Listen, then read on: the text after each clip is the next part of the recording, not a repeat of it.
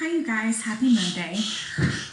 This week we are putting the finishing touches on the hydrosphere.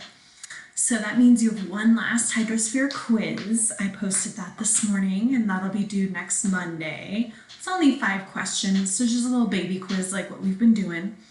And then this is your assessment for the hydrosphere. We're not going to do a big multiple choice test. That's too much right now. So we're just going to do a 1-pager.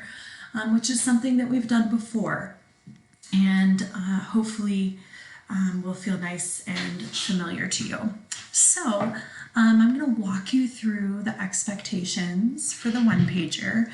You have a choice here. You can do a traditional paper 1-pager like we did in the exosphere and take a picture and send it to me. Or you can do a digital 1-pager, and I'm going to walk you through both of these choices.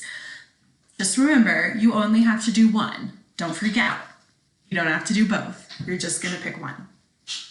So as you know, 1-pager is a creative response that shows me your learning through your own eyes and your own lens.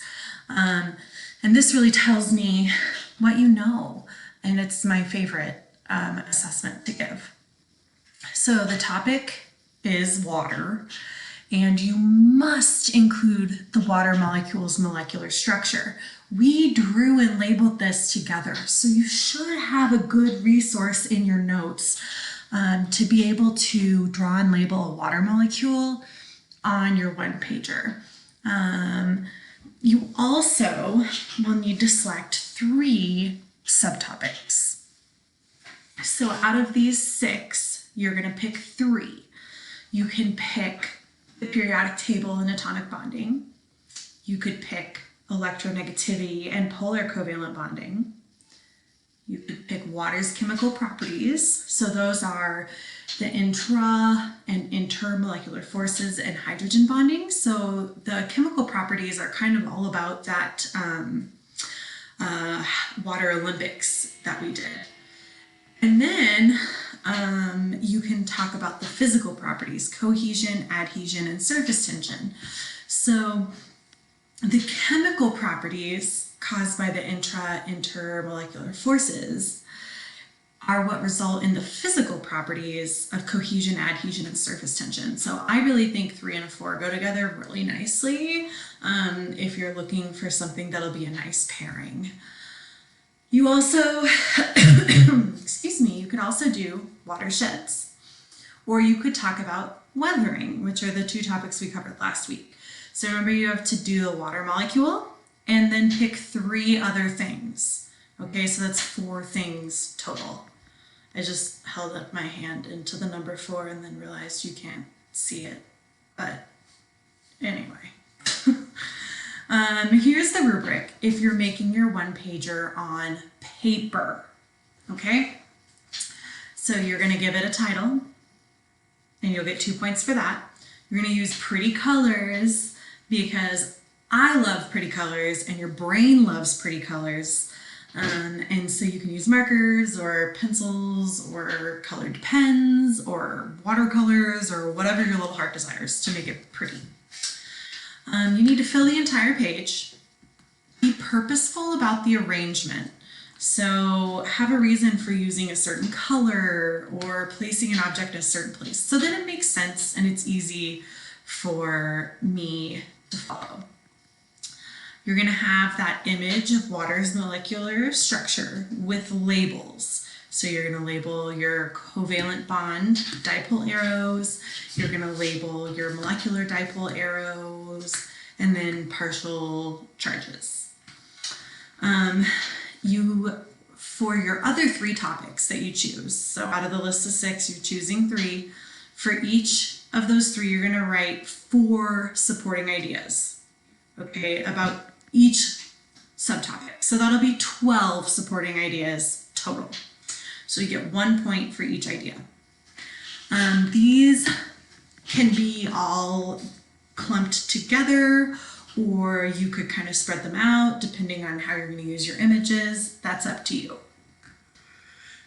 You need to have 6 images to create a central focus and help explain your information. You should draw these or trace them and label them and color them, and that's worth 6 points. You also need to include 4 higher order thinking questions and answer them. Higher order thinking questions are things that are not yes, no answers. They ask things like why or how, and they require an explanation of how something works. So they're a little bit deeper. And I have some examples that I'll show you on the digital one-pager that I made. The last thing you need to do is put a symbolic border around your paper one-pager. And in total, this will be worth 42 points. Okay, I have a nice example of a paper one-pager on the hydrosphere. This was made by a former student of mine. And you can see he made very nice boxes to encapsulate each of his topics. His border was this nice pond scene with this beautiful trout eating a bug. And he's got a nice title here. And he's got his images incorporated. And this is before the curriculum changed. So the topics on here are really different than the topics that we covered in our class. So that's why it looks a little bit different. But it's a really nice example kind of organizationally of, what a one-pager could look like. Okay? The second example that I want to share with you is a digital one-pager. So this is going to be mostly the same, but just a tiny bit different. So you still need to have water's molecular structure as a topic, and then you're going to select 4 subtopics for the digital one-pager. Okay, so it's just a little bit different.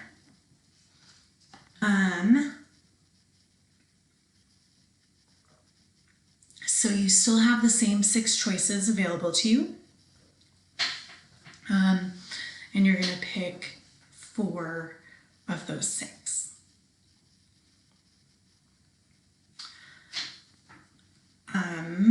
You're going to make a nice title. You're going to use colored text and images to make it appealing to your audience. You're going to fill the entire slide. Just going to change that so it's a slide. And you're going to be purposeful about the arrangement so that it's nice and organized. Got your image of water's molecular structure with its labels. You're right, 4 supporting ideas about each subtopic that you choose. And then you're going to include 6 images with meaningful captions to create a central focus to your page that helps explain your information. So the difference between the images on the paper copy and the digital copy are just the captions. Because on your digital copy you'll be using images from the internet, you need to include the sources, and these should just be listed on the second slide. And I'll show you an example in a second. And then you're going to have your 5 higher order thinking questions and answers on the second slide as well. All right, so here's the example that I made.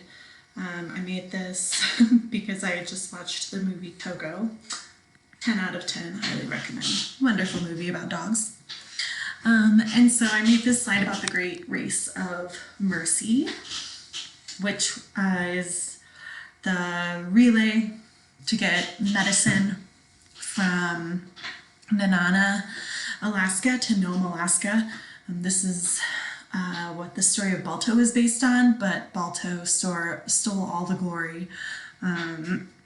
Anyway, that's kind of not important. What is important is that you can see I have a nice title And I have this image of the map that kind of shows the route they took, and I have a nice caption here. The 674-mile trail traveled over 5.5 days by sled dogs in brutal freezing conditions to deliver diphtheria antitoxin to the Alaskan town of Nome. This is a really descriptive caption. And then I have this number 3. So this number 3 references my image citations right here. So I got this map from a website called Social Studies for Kids. And so I'm giving some credit to where I got that image from. I have my 5 topics. Obviously, in this case, I don't have the water molecule, so I kind of have the information about like diphtheria instead, so that I still have like 5 sections. And so part of my information that I included about diphtheria is captured in the caption. So that's okay if you write a really descriptive caption for something, that can be included as part of your information on the topic. And you can just see some of my captions are not as in depth, right? This is a picture of Nome, Alaska in 1925. Like, what else do you need to know? They had a church. Okay, good for them. Here's some sled dogs in downtown Nome. That was a super common sight. This is the dog Togo and his musher Sepala. You will love them if you watch the movie. But you guys can just kind of see how I've laid all this out so that it all fits really nicely. Each topic has its own color, which is really nice. The images are close to the topic that they relate to. And so all of those pieces kind of fit together. Second slide, higher order thinking questions. You can see a lot of how does diphtheria cause illness? Why was the diphtheria outbreak so dangerous? Why were sled dogs selected? How did the Great Mercy Race show the importance of native knowledge? What was unique about Sepala and Togo that allowed them to complete the most treacherous part of the journey? So all of these questions are better than, or like more complicated than a yes or no answer, right? I have to describe something. Okay, so you can take a look at those. Something I want to point out about the formatting to you guys. You can see how tiny this looks when it's not in full screen, and that's okay. I used really small font to make all this stuff fit on the slide.